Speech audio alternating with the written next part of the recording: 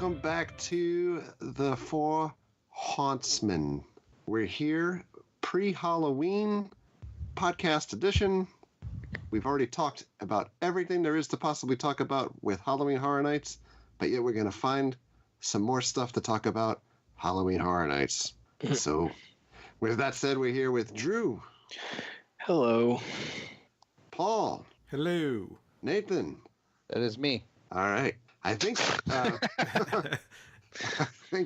everybody that's gone to Halloween Horror Nights, or everybody that was planning to go to Halloween Horror Nights at this point, is probably already gone, except for the incredible crowds that swelled around the event last week when Hell Week started. This year we have one final full weekend, or actually a series of days that start tomorrow. We're recording this. Disclosure, today's Tuesday, the 24th. And Halloween Horror Nights is running Wednesday, Thursday, Friday, Saturday, Sunday. Every day that ends in a Y this week is basically Halloween Horror Nights, and it's been super packed. But I anticipate that if you're going, you probably already know a good gist about the event already. But we wanted to talk a little bit about maybe what we thought our favorite houses were, our favorite zones were, what we liked, disliked, thoughts for next year. And just kind of put a bow on Halloween Horror Nights 2017. Yeah. Well, I mean, I thought this was going to be our all pizza fries episode. I wish. I could go for some pizza fries right now. Am I the only one that had them? I had them. I have to. It makes me almost like puke in my mouth thinking about them. Sorry. Am I the only one that liked them then? I like them, except the sauce is kind of gross. If it wasn't for the sauce, they'd be pretty good. Yeah, I mean they need like a ragu sauce or something. It's like Hunt's. That's like Hunt's, yeah. It's Hunt's tomato paste, like out of a can.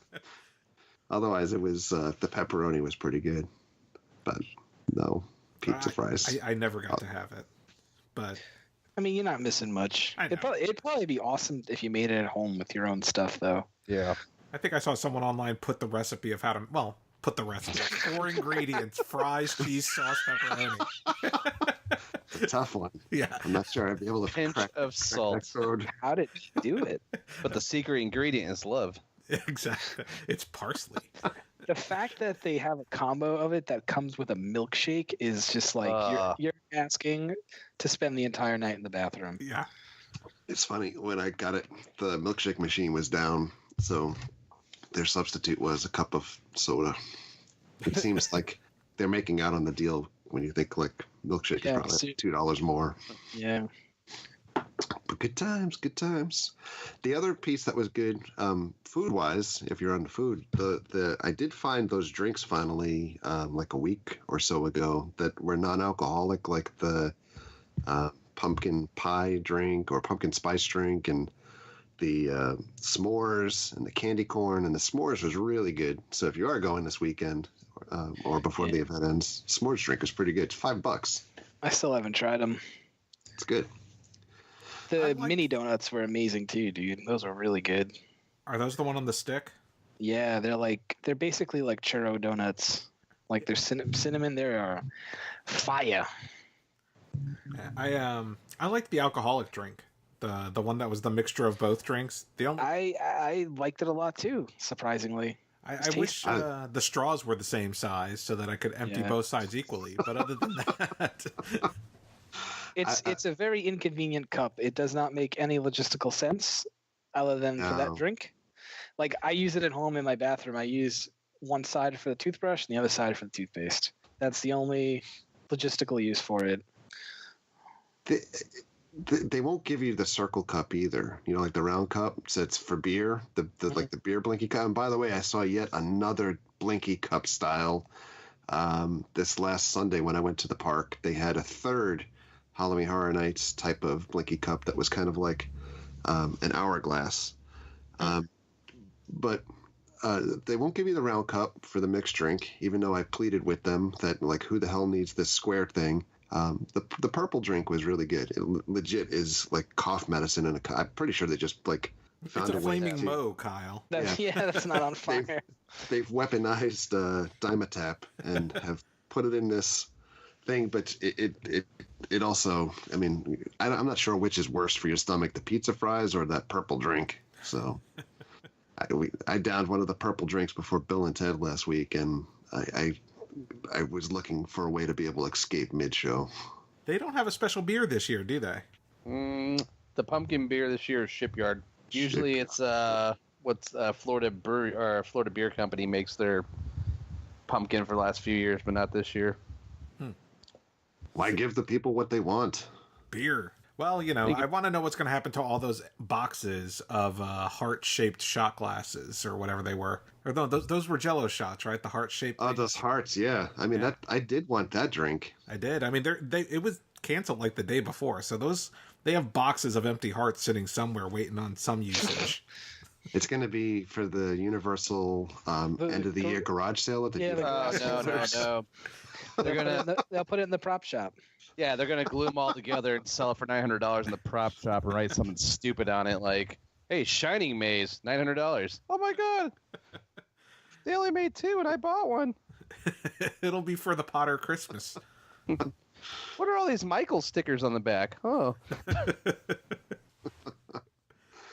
So, things that we did like, and I know we touched on this a little bit last week. Favorite houses? Drew, I'll let you go first. No. My favorite is a tribute to all Blumhouse movies, but mostly Insidious.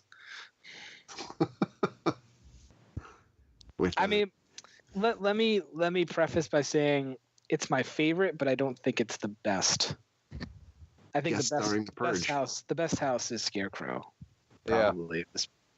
But I do enjoy Blumsidious quite a bit. Blumsidious. Nathan. I mean, sorry. The jokes write themselves. The jokes write themselves at this point. My last experience of going to Horror Nights actually kind of revolved around Blumhouse because we stood out in front of the entrance for it for about 45 minutes because someone passed out inside or the lights came on. I don't remember. Yeah, we didn't get to go in it. Whose stupid idea was it to go in that house? I think that was yours.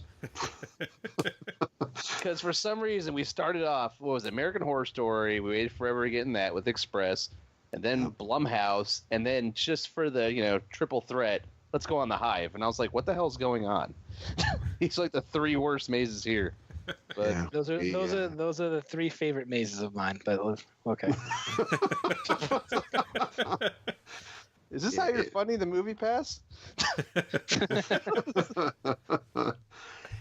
We did get stuck in the Blumhouse queue. The last couple of times that I've wanted to go into that house, because I want to give it a fair shake at the end, it's like it seems to be the consistent house that there's problems in, and when we got stuck last week, as Nathan was saying, like they've added this wonderful new projector 4 weeks into the event that shows pretty cool graphics on the side of the exterior of the building 4 weeks into the event. And the projector was kind enough to shine in our faces for 45 minutes while we were stuck waiting for paramedics because you couldn't get off the line at that point. Yeah. We were trapped at that point. We were about 20 people back from getting in. You couldn't exit through the front because it was going in the house, and we had to wait for the entire line to be evac'd. It was good times. Made me love the house even more. I'll still say Scarecrow is my favorite, though, overall. Yeah, I think Scarecrow is definitely my favorite house. I went back and forth with that and Fallen. I think Fallen has... Fallen in quality. Yeah, I think Fallen has fallen victim to mid to end run of Halloween Horror Nights like we see every year where scare actors bail on the event. They're well deep into fire crew that are trying to plug holes in the house, and you go through and there's half the people are in spots, and I think you find half the people that are into the scaring part at this point too. It's not the same. And I think maybe this is like a lesson learned for people if they're coming to the event on an annual basis. When you get towards the end, like the very tail end of the event, you typically are not getting the same level, I think, scare quality as you are the first 2 weeks. I don't know. I think it's a mix, right? I mean, when I went, because I've only been the first weekend, but when I went, not everything was ready. But unfortunately, by the end of the event, then you're losing actors. So it's you got to go in that sweet spot, like 3 weeks in. When vampire teeth show up or Jack's wigs make their way out of the manufacturer, or whatever mask they're using are ready, none of this stuff ever seems to be ready the first couple weeks, and then by the time stuff shows up, the stuff that it's showing up for, the people that it's showing up for, are not there anymore. It's like a $900 scarecrow bust in the prop shop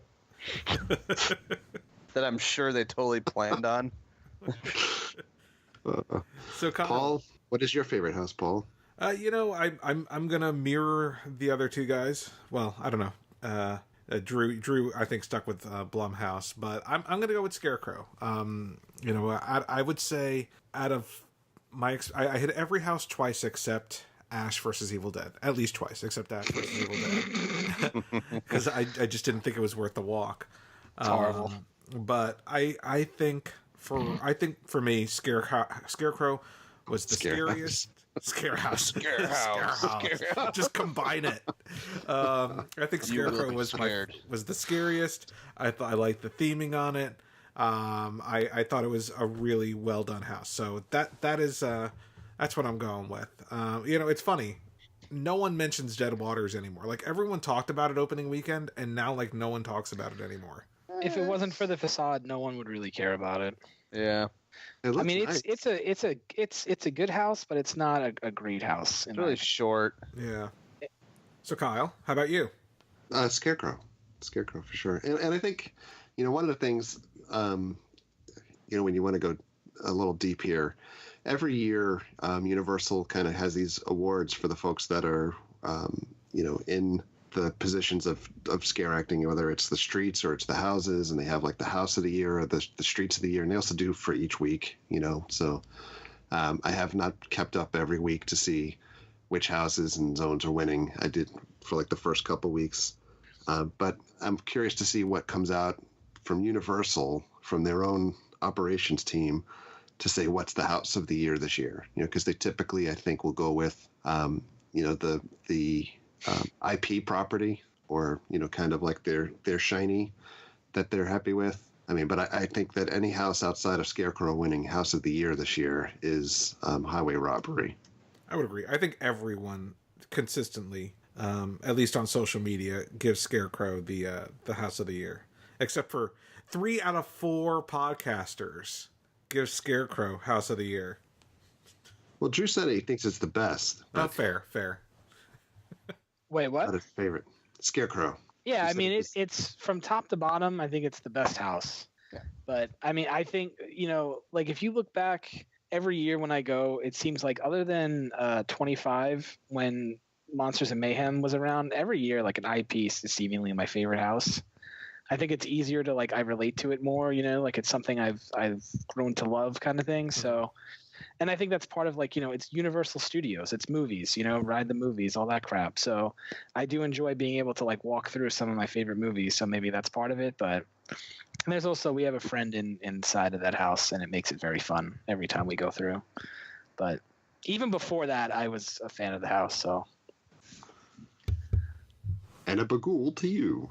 But they definitely missed opportunity not having Happy Death Day in there instead of The Purge. Yeah, I don't know what happened there. Yeah. Somebody whiffed at the plate. Yeah. Could have had the number one movie in America in your house. Yeah, but not for the first 3. I guess on the other hand, to be devil's advocate, like it could be like a Dracula situation where everybody hates the movie and you get stuck with this property that's not out for. At least it would have only been like 2 small rooms, like it wouldn't have been that big a deal. It's like the same thing for Saw. Like they have the Jigsaw house at the very, the room at the very end. I mean, that movie looks like it's going to get trashed beyond belief. Yeah. So, I'd like to see that room more too, but they rush you through it so quick. I can't even see what's in the thing. I mean, there's literally nothing in it. It's just like a wide open room. It's so bad. Drew makes a point, so obviously what got put where the Purge is in Blumhouse was supposed to be something else. Then it became the Purge. It would have been pretty easy to turn that area of the house into a frat party, like in Happy Death Day. I mean, pretty darn easy to turn that into that frat party scene or her birthday party scene from the movie, and just have the killer there. The easiest thing they could have done, and because they did it in Hollywood, is like that room, which they have it in Saw this year, where it's like full of like the static figures of the pig saw in the, and like a couple of them are real. Yeah. Like, even if you didn't want to give any effort into sets, you could have just put black walls everywhere and did that. And just to include it, because I just watched the movie today, and I think Big Baby Mask is hella creepy. Like, and it was a really good movie too, in my opinion. But can you believe it? So the Big Baby Head, just completely going down a road here. Like, obviously the movie ended, and I was like, hey, like, I want to get that mask for Halloween. They don't mass market that mask yet. Like, the only company that's putting those out is somebody hand making them on Etsy. Yeah, I don't think they anticipated it to be. Go ahead. Yeah, I don't think they really anticipated the hit that they got with it. That's kind of what I'm seeing with. I'm trying to find a lot of Pennywise, busts or wall hangers or model kits, and they're few and far between. And the only ones that are really out there, they're selling. So these guys want like $500 to $600 for them. So. Yeah, I think Happy Death Day wasn't. I mean, they promoted it, but I don't know that they anticipated it being as big of a hit as it was. Agreed. I think they were hopeful, but advanced reviews of, well, I wouldn't even say advanced reviews, but advanced word of it. I mean, I thought it looked stupid, but I was like, I thought it looked awesome in the commercials coming up. The trailer, I mean, the second you see it, I mean, I was like, this is the next Scream. That's it's funny. I thought that today when I was watching it. There was a scene in that movie, and I was like, man, this reminds me of like Scream almost. Like. Yeah. Well, people are digging it, and I would be okay if they turned it into some kind of franchise. I don't know how they could, but without ruining it, without giving it like some type of overarching mythology like they did with Final Destination.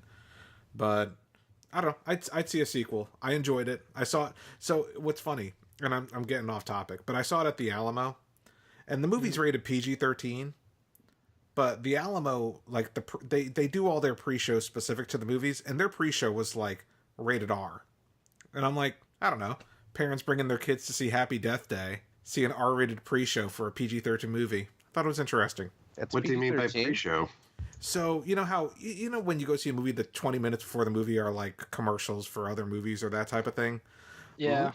What the Alamo does is that, and it's like a chain of theaters for those who are listening and aren't familiar with it. It's called the Alamo Drafthouse. They serve food. They have like, most of them have a pretty significant beer selection, that kind of thing. Hardcore about not using cell phones. They will kick your ass out.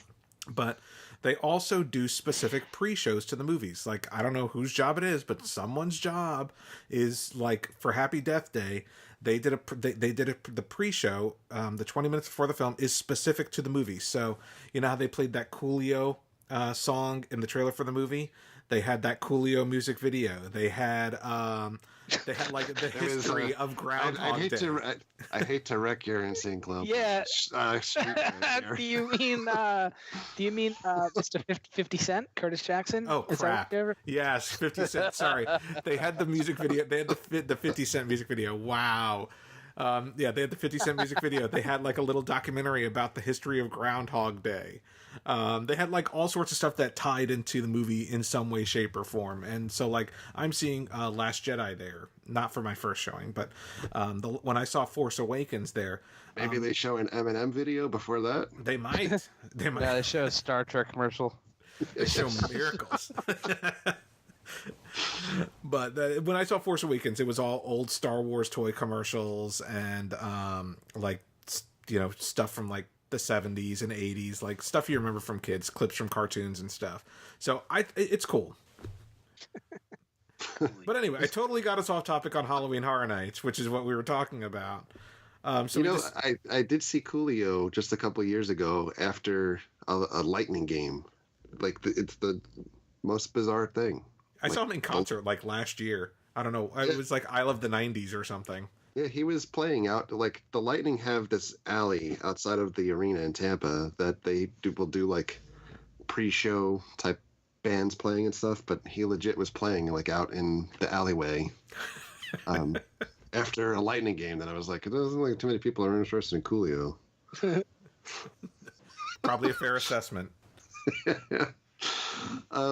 Anyway, so zones for the year. Why don't you start us off? Huh? Why don't you start us off? Nathan? Oh, me? Yeah, you. Who? What? You, Kyle. Frank? You always go last. Why don't you start us off? What was your favorite zone? First of all, I'm going to say this, and I know that we've had folks on the show that work within Universal, and a lot of folks listen and watch the online YouTube content and stuff. But I have to say, this year the zones, it's probably the worst crop of zones that I can think of that I've ever seen at Halloween Horror Nights, and that's no disrespect to the actors that are in the zones, because I think that there's a chunk of actors that are doing phenomenal job. But I think that the best zone this year for me, scare wise, is the clowns again. They kill it. And my favorite zone to sit around and hang out in, because it kind of feels like a little Nicky movie to me, is the Festival of the Dead. I mean, it's everything that I would have imagined hell to kind of be as a heavy metal fan. You've got, I can listen to the fake Slipknot cover song in there that's like from Kids Bop.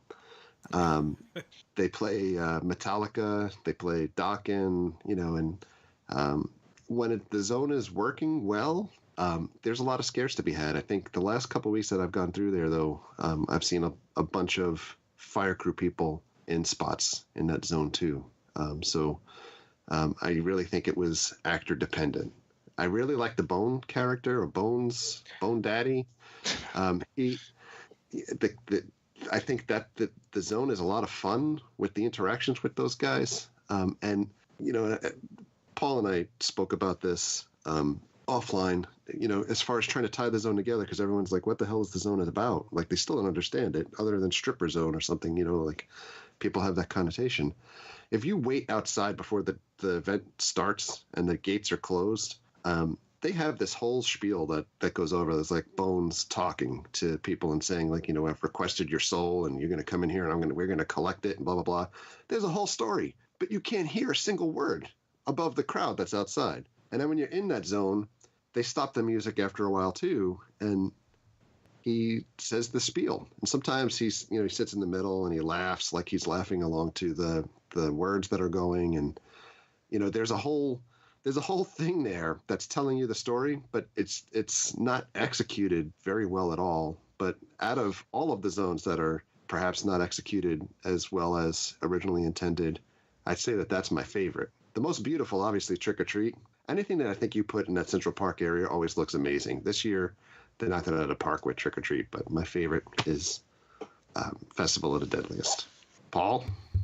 I'm going to go with Trick or Treat on mine. I have only seen the Festival of the Deadliest that was incomplete after the hurricane damage, so I didn't see any of the props or anything like that opening weekend. So for my opening weekend only experience, for me, Trick or Treat was far and away.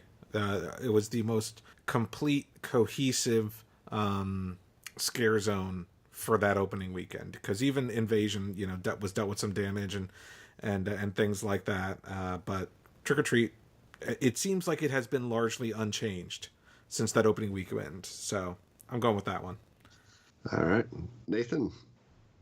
If I have to answer this, I guess the only thing I like about Trick or Treat is the pumpkins. I mean, you take away those pumpkins, it's just like the rest of them. It's just, useless, nothing there, nothing happening. But going through the music and the pumpkins, I mean, like I said before, to me, it could be anything. That Festival of the Deadliest, the last time me and you went through, I mean, if that's a interpretation of hell, I don't want to go there anymore. I don't need pregnant women with like stuff written on their stomach, and it says "get out" or "let me out" or something. I just the invasion one, the picture with like the dogs that shouldn't even be there. You're a horrible person for bringing your dog. I don't care what their purpose is. The Purge, they're all just I just don't see these scare zones. And I joke about it when people are like, "Oh, what do you think of a scare zone?" I'm like, "Oh, they're here. They finally got them this year," but really they're just non-existent to me. So if I had to pick one, it'd be Trick or Treat, based primarily off the pumpkins.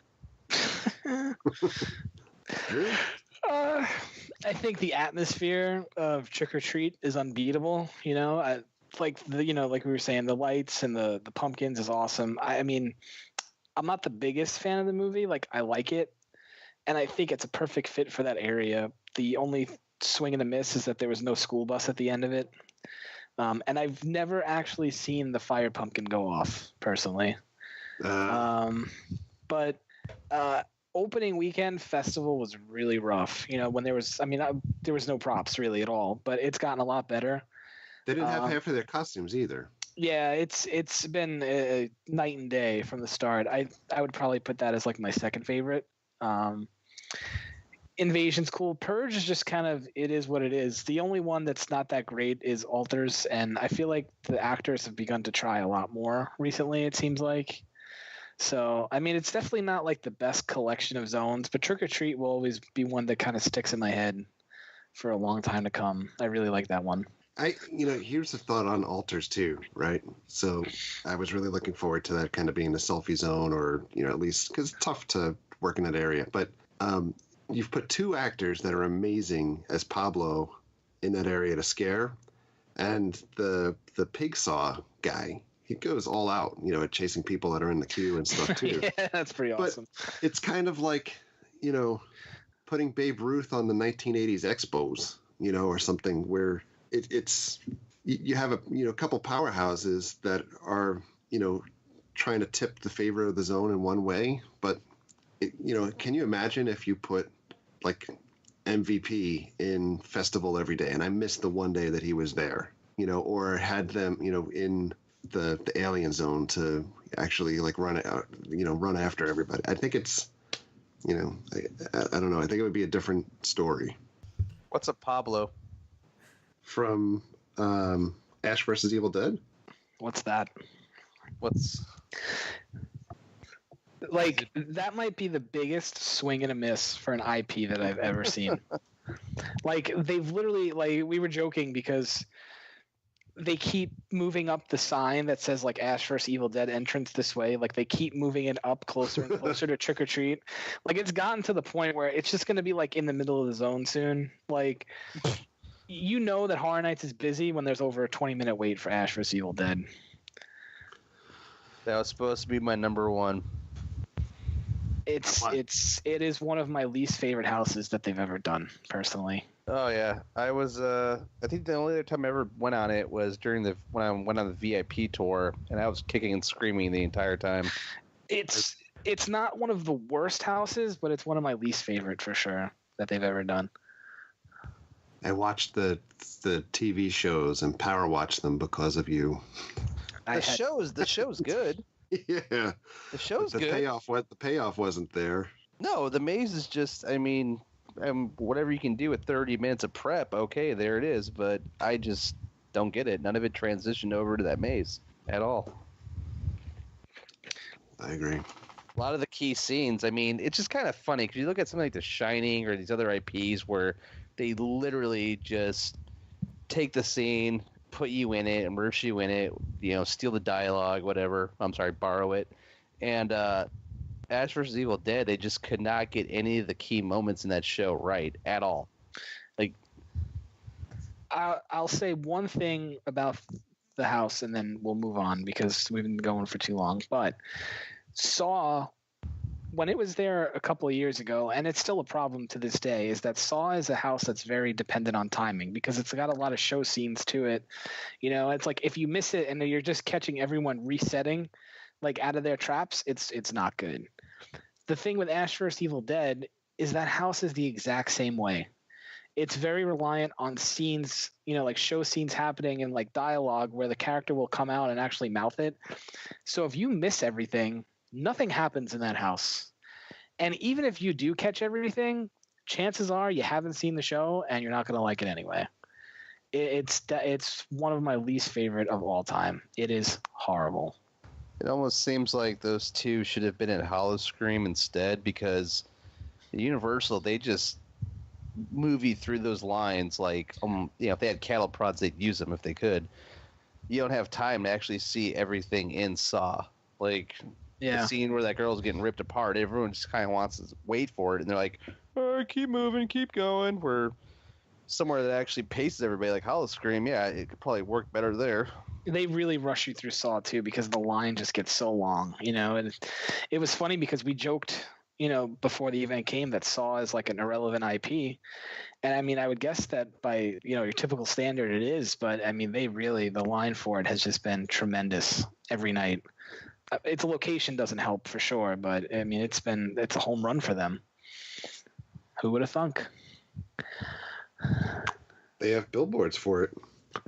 The new movie just looks just so incredibly bad. Is that this weekend? Does that come out? Yeah. I mean, It's got to, right? Because Halloween comes out Friday.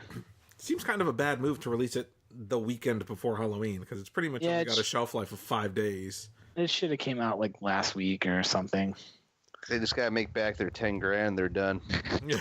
But if I remember right, typically all the Saw movies always release like that last weekend before Halloween, if I remember correctly. I have seen every Saw movie in the theaters like an idiot. I stopped at 3. Right? It became like a tradition with my brother to see every Saw movie in the theaters, and yeah. I don't know. I don't know that I can do this new one. It's not. Is it in 3D? At least I don't have to pay 3D prices, do I? I think. I know it's in IMAX, which is hilarious. I am not doing IMAX. Yeah, it's in IMAX. I do not know if it's in 3D. Oh my god. Yeah. 3D. IMAX hurting, huh? Well, Geostorm is in IMAX now for a week, and then it becomes Jigsaw. Yeah, and then I think nothing until Justice League, so they got to get something in there. I'm sure Thor is in IMAX. Oh yeah, good point. So everything is like a 1-week release in IMAX now. I mean, never. So, any thoughts for next year? What would be the properties you want to see? I think I don't know if it's something I want to see, but I'm assuming that they're going to have to find something big to replace. I mean, American Horror Story, they're not going to be able to do a mega house anymore. They're only going to have the one season to work with. Unless they do like a best of again. Oh, God. Well, and here's the thing. I don't know if you guys have seen American Horror Story this year. I saw one episode. But, Isn't it about like Charles Manson and stuff? It's about all sorts of weird, stupid stuff. But one of the main characters has a mask with penises all over it. So I'm not entirely sure how that translates to a maze. But, good luck with that one. It's all about, Trump and Hillary and all that kind of stuff. I don't know that that's a property that's going to work well translating this season to a maze next year. Not that should be the show's priority, but I'm pretty sure it's not going to be a maze next year. I think if they do, it's going to be like a best of like hits, like what they did with The Walking Dead last year, where it's going to be like all the seasons condensed into one. Yeah, maybe like when they jump out, like somebody could hit the trigger and their pre-recorded line is, "You are fake news." I think they're honestly, if they're smart, they take all the profit they made off those pizza fries, cut a check to Warner Brothers, and get it next year. Like, that's just. I want to go with that, but I think the ship will have sailed on it by next year. No, because I think they're going to wait until the sequel comes out in 2019.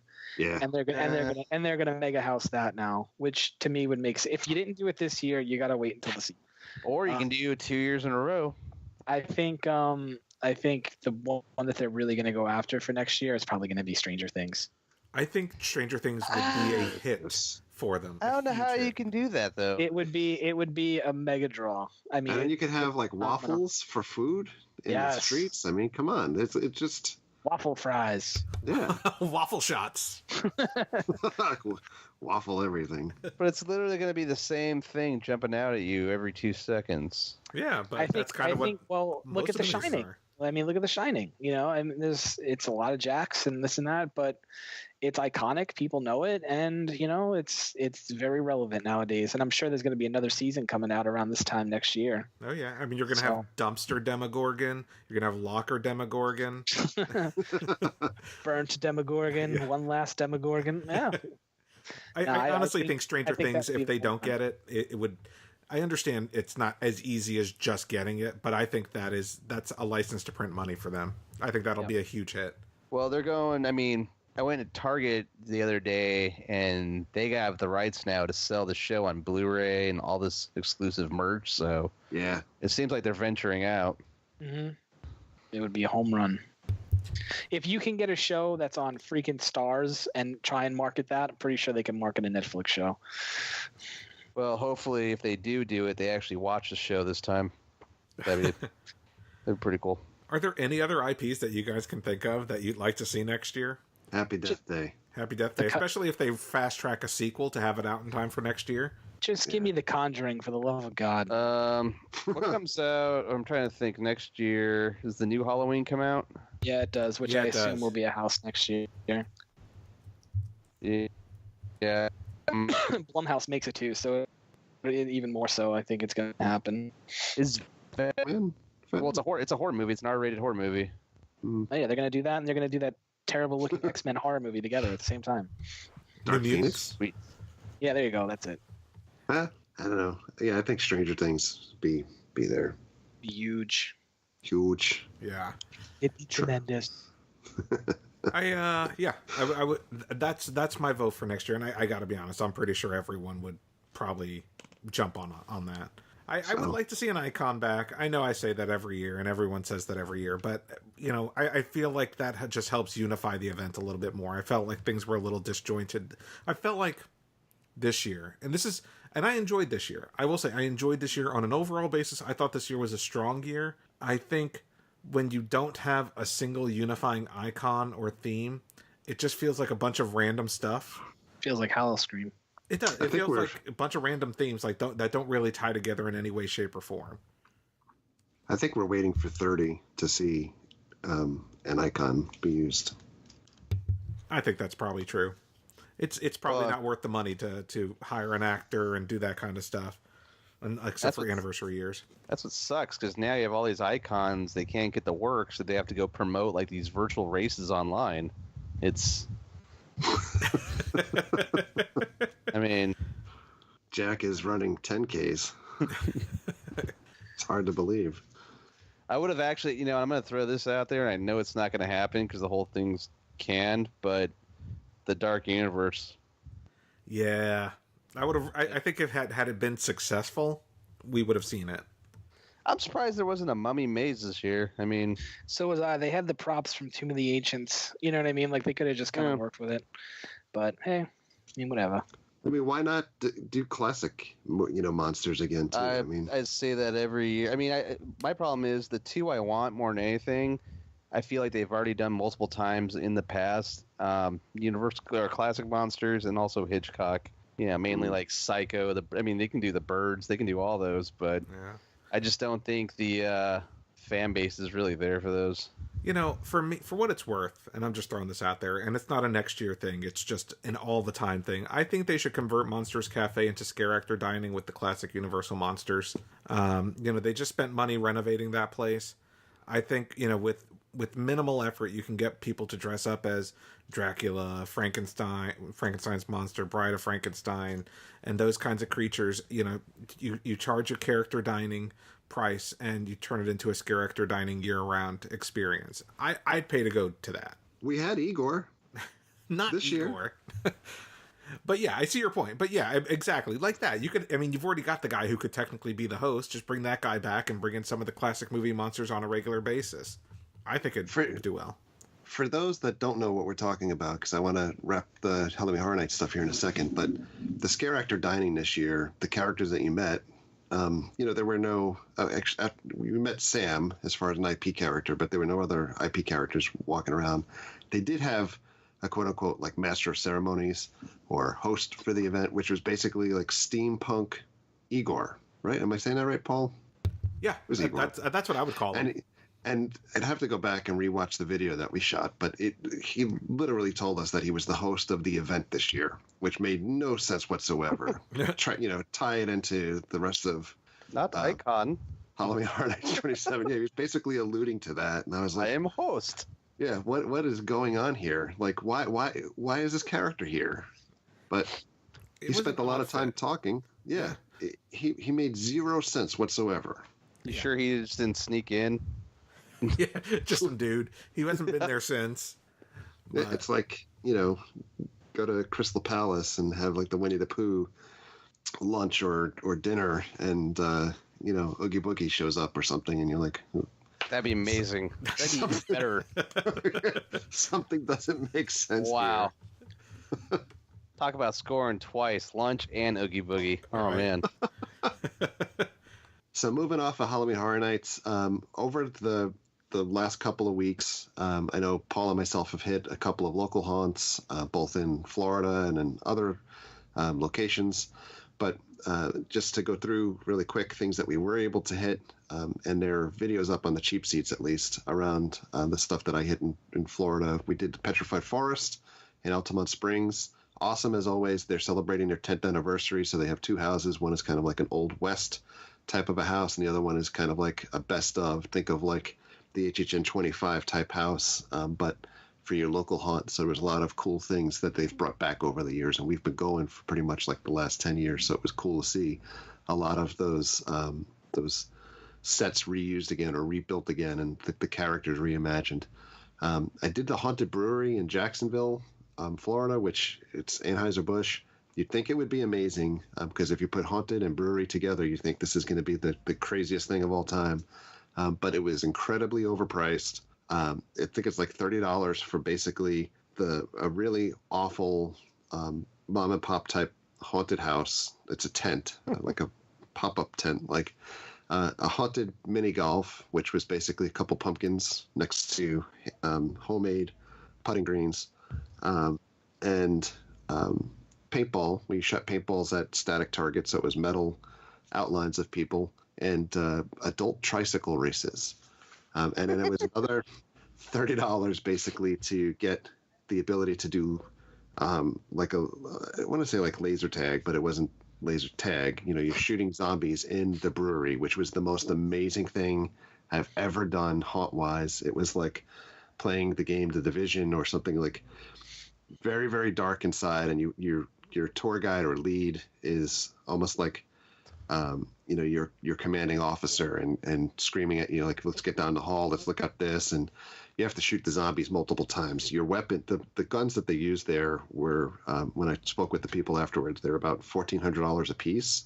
Wow. So they did a big investment in technology for this one event, but it tracks your kill, death, and assist ratios on your gun. So when you leave, you can match up to everybody else to see how you perform. But they had characters that were jumping out everywhere, like behind desks and stuff like that. It was like an abandoned brewery. Amazing, that part. The other part of it, to get in, the $30, highway robbery. But maybe they could work on that next year and make it a little bit better. I think this was their first year. Go ahead. Were there two separate fees? Yeah, there's basically the wow. Get in, or you can buy a package ticket plus the ticketing. They had all different types of packages, and it was super confusing over what package do you buy that includes the laser tag type thing, which was called the Hopocalypse also, which is amazing. When you think like I couldn't have looked forward to anything anymore, and I thought like the whole event would be amazing, except 80% of it is not good, and the 20% that was good was just something I'll probably talk about for years. Yeah. But Scream-A-Geddon we headed back to in Dade City. We didn't do the media event, so like all of these things that we're doing were kind of out of pocket. So when I know like people ask on our channel, like, why did you go back to other places? Like, we're not going for free, so everything costs a fortune. And when you make $3 back on a video, that it's costing you, like $60 to get in. After a while, you're in the red. But Scream-A-Geddon, absolutely awesome again this year. They changed up Infected. They made it a little bit more hardcore than last year. When we went through, Mary was captured at one point, and they zipped her up in a body bag, and she was waiting in the body bag until like another round of guests were thrown into like the room, and they unzipped her. Very, very awesome with their interactive pieces. I will say, the hayride last year, Nathan and I went on that hayride.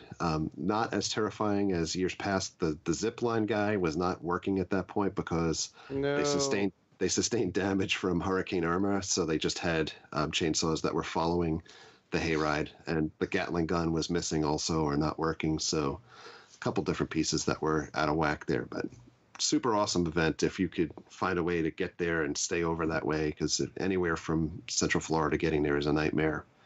But those are the places that we hit that were non-theme parky type based so far. And I know, Paul, you've hit a couple places. Yeah, a couple quick shout outs to a couple cool places I went to. I went to Pub Dread, which is a pop-up bar in DC area. And you can check out the videos on the IOM Geek YouTube channel. And if you're watching this on YouTube or if you're watching this on YouTube or listening to this on iomgeek.com, I'll put videos to all the videos or links to all the videos that Kyle's talking about and all the videos I'm talking about. I'll put videos to the videos. Pub Dread is a pop-up bar in DC. They change themes every couple of months.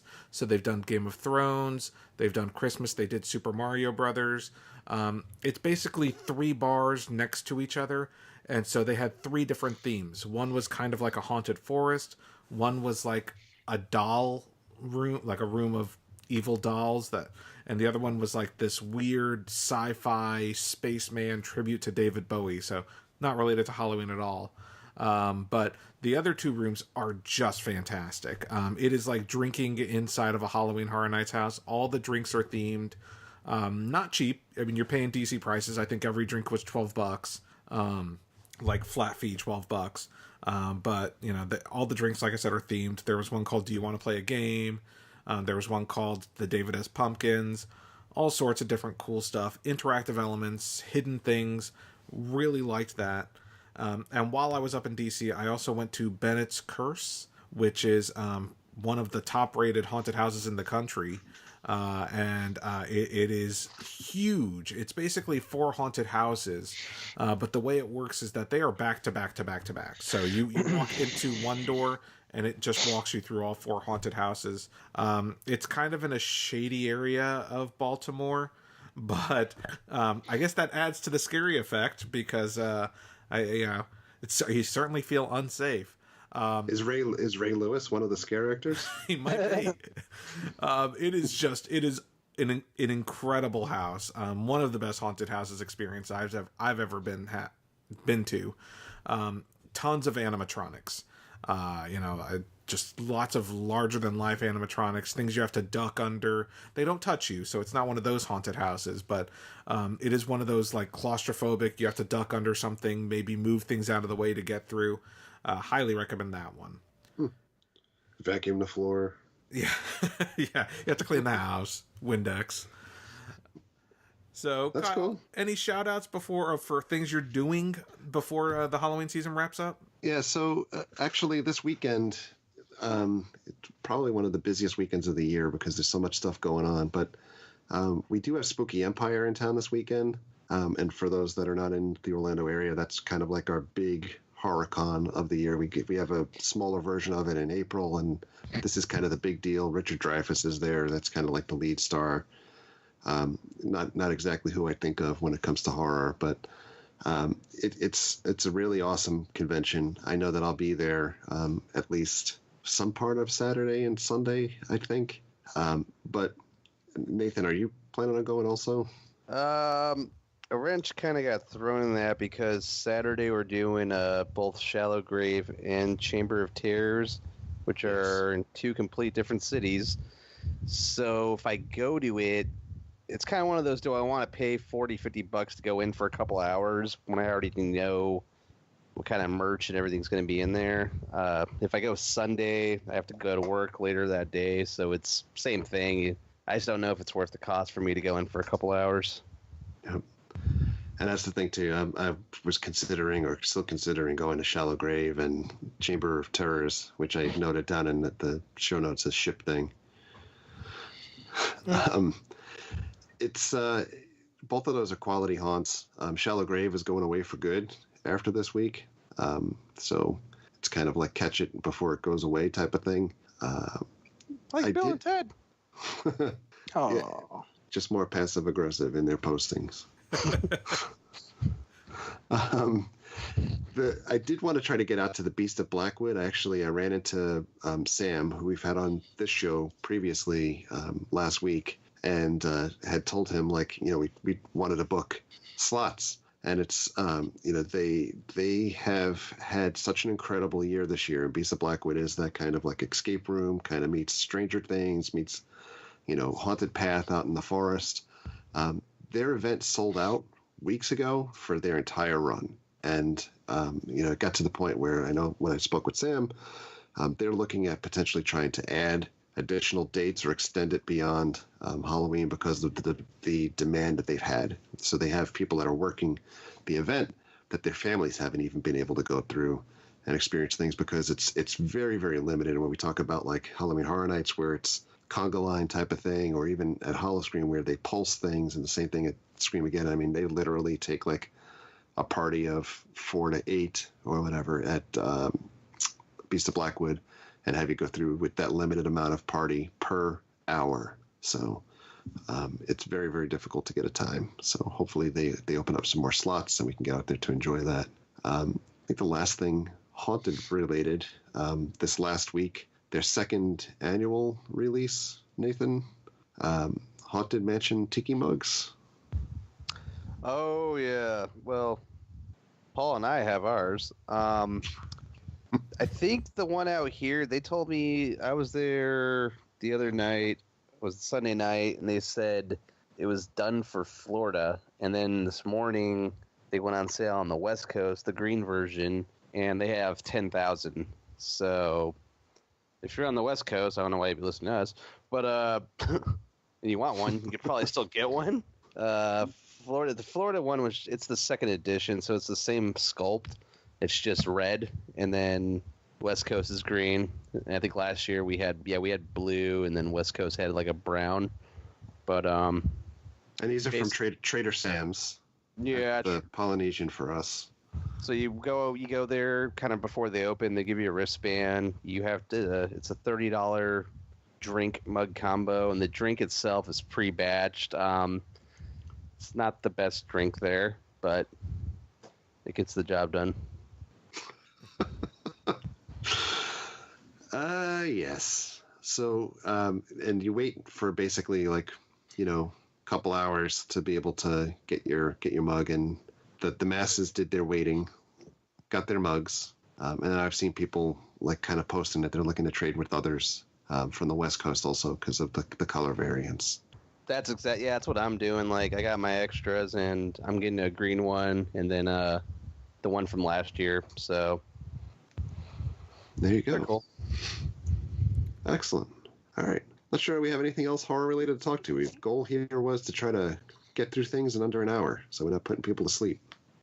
Well, I got a few things to say about Ash vs. Evil Dead if we have the time. The TV show? Or are we going back to Horror Nights? Nah, I'm done. Yeah, I'm done. All right, so I think we're gonna wrap up things. Anybody got some plugs, Paul? I think I've plugged enough. Like I said, I'm gonna put video links for all the stuff we mentioned. Thank you guys for listening to this haunt season. Keep it tuned as to hear, and we'll keep you updated on Horror Nights and other horror stuff. Cool. Nathan? It's not so much a plug as a request. If anybody goes into Target and sees the 2-pack for the Shining Funko Pop figures, preferably the Chase one. I mean, they're both exclusives. I guess this goes more towards Target employees because they're probably the ones that are hoarding them. I need one. I looked today, Nathan. No luck. How can they get in touch with you, Nathan? Through the Four Hauntsmen Twitter account? That's right. Yeah. That, or contact anybody else. Or, there's always that one guy or number one fan. I don't know if I should drop his name or not. He's probably the best way to get a hold of me. Yeah, if you see one, yeah. At Four Hauntsmen. At Four Hauntsmen. Drew, plugs? No, I'm good. So I don't have any plugs other than to say, again, you should check out Drew's TeePublic store. Which, Horror Nights is over, so the shirts are useless now. Now it's time for Christmas. But I did see a couple the other night while I was taking pictures in Springfield of clowns, and there was a couple wearing your Catch You Later Audience Dude shirts.